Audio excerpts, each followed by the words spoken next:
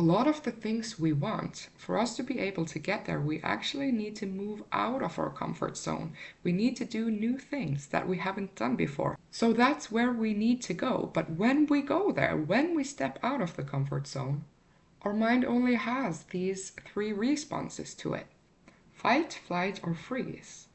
None of them are very positive, are they? So our mind wants to help us, but it doesn't know that this is not the best way to help us anymore, because our surroundings and our lives and our threats have changed. So unless we give it a fourth alternative, we won't be able to grasp the opportunities, because it will just look at these things as danger. I'm just reading this book about a Norwegian police officer that is kind of an expert on body language and how the mind contributes to our body language. And I've learned some pretty interesting things from him. Hey, Lottie. Look who's coming. Hi. And he says that your mind is programmed to remember more of the bad stuff, the bad experiences in your life, the experiences you had that gave you bad feelings. So it means that your bad memories takes up more storage in your system than the good memories. And there's a good reason for that, because your mind's biggest job is to protect you, okay? So to protect you from dangers. And bad memories, meaning situations that led to you having bad feelings, is something your mind stores and tries to protect you from in the future, okay? So it remembers these bad memories more than the good ones, because the good memories, the good experiences you've had, they are not a threat to you because they made you feel good, right? So the bad experiences it needs to protect you from, and therefore it remembers them more. It just made me think, are we living a lie? And by that I mean, what if the feeling we have when thinking about our lives, like what if we feel like our lives are mediocre or not so good for some reason? And it's because we remember more of the bad stuff than the good stuff that we experienced or that happened to us. For a good reason, because the mind is there to protect us. But what if we could just do some nitpicking of the mind and actually rewire it or reprogram it to notice more of the good stuff and store more of the good stuff, so that we can feel better more of the time? And what if, when we look back at our lives, if our lives are actually much better than we thought they were, because we were looking at the wrong memories and the wrong experiences and the wrong feelings they gave us? It just really made me think, am I spending my focus on the wrong things? Am I not using my energy wisely? How often does our mind run on autopilot? It does. It has to do, because if not, we wouldn't be able to process things, right? It's so much happening all of the time, so it has to run on autopilot, or else we wouldn't have the energy or time to do something practical. We would just be in our heads thinking and analyzing, right? So if we change the autopilot mode to look for things that feel better to us, what would then happen? Because our mind seems to be stuck in this fight, flight, or freeze response, which it had to do from the beginning of time, because in the olden golden times, there were so many more actual dangers to us. Like, we could lose our lives if we ate the wrong thing from nature, or if we met a hungry animal because we were living in the wild, right? So we had to have these three major responses to our surroundings so that we would know, what do I need to do in this situation quickly?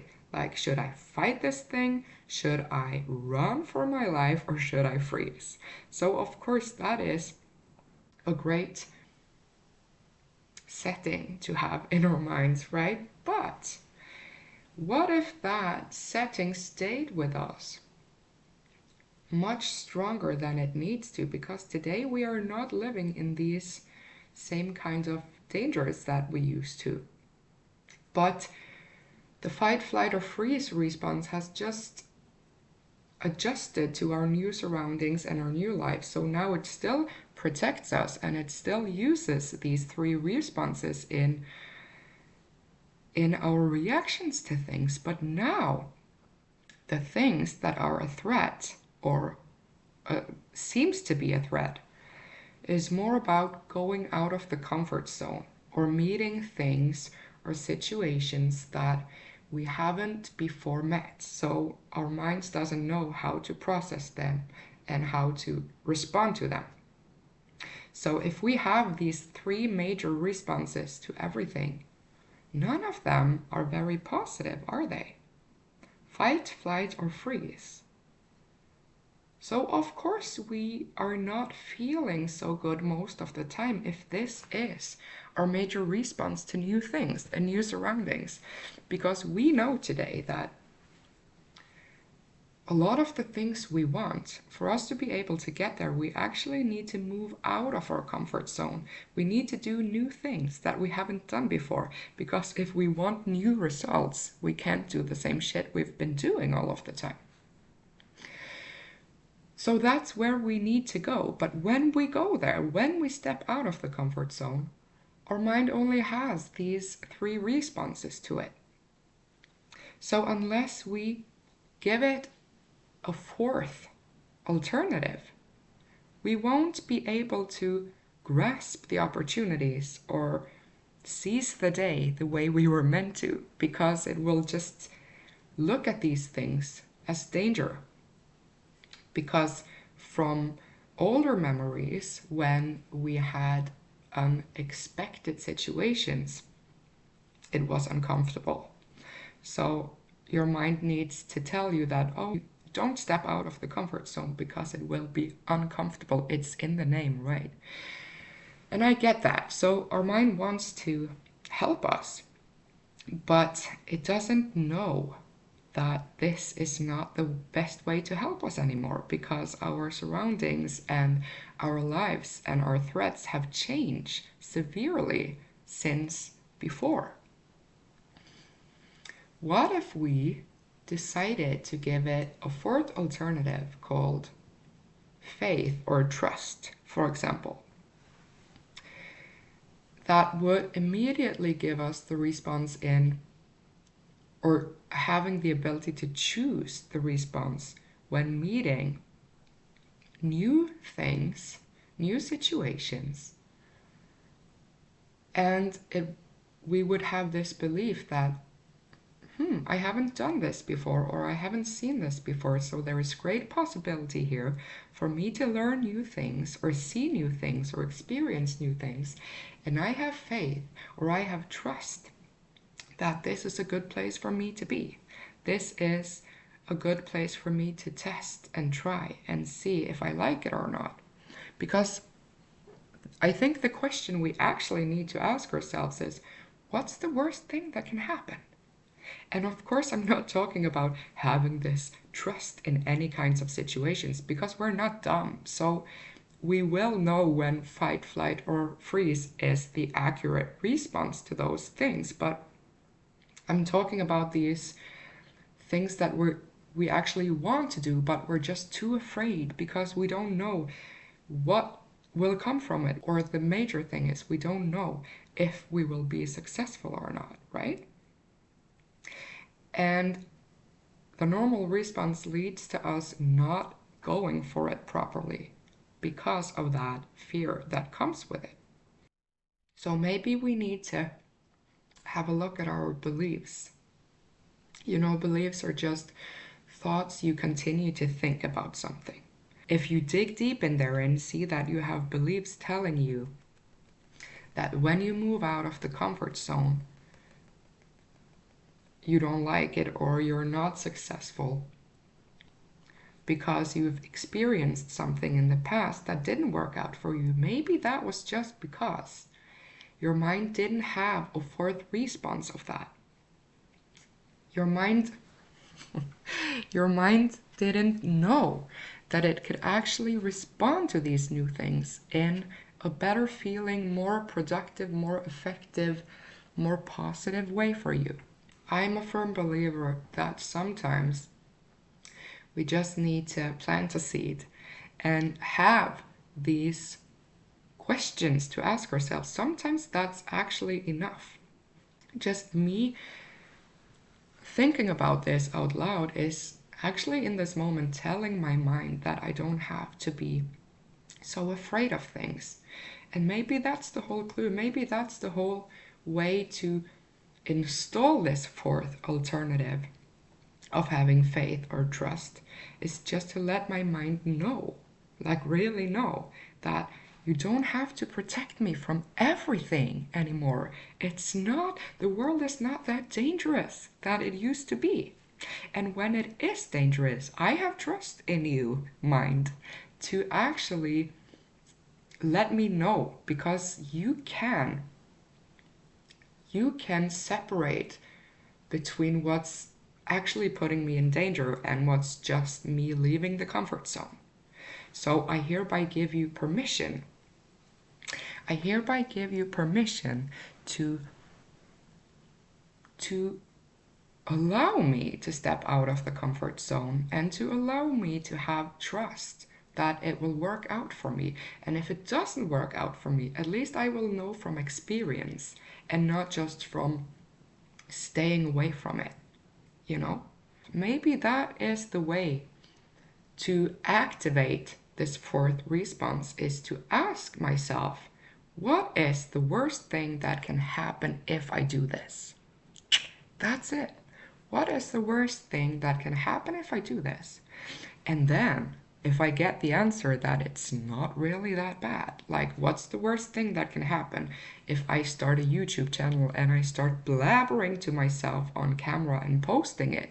Well, the worst thing that can happen, the actual worst thing that can happen, is that people give me shit about it. But then so what?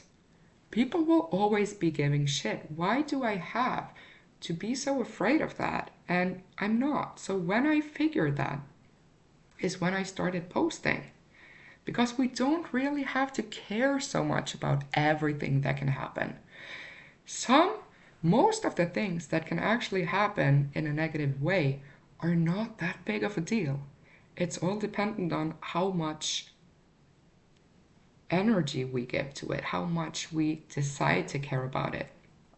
And yeah, I just think that's an actual helpful question. When you feel like you want to do something that you haven't done before, and you have until this point avoided doing it because you're afraid, because you haven't been there before, so your mind is protecting you from it, right? So if you just then ask yourself, what's the worst thing that can happen? You will know if you have to fight, flight, or freeze, or if you can actually choose to have faith that something good will come from it. And again, a lot of these things just seem silly, but because they're too easy, they're so they are such small things, and we are so used to everything having to be complicated and difficult and hard. But the more I've lived and the more I've gotten to know my brain and my mind, the more I've learned that The simplest things are the most effectful ones. And I think that because they are so simple, we never think about them because we're not used to that. So, what happens if we actually try to make things more simple and just ask ourselves, what's the worst thing that can happen? If it ain't that bad, maybe we'll go for it. Maybe our mind will then realize that, oh, this could be good for you, so maybe I won't protect you from this. Let's see what happens. You know? Thank you.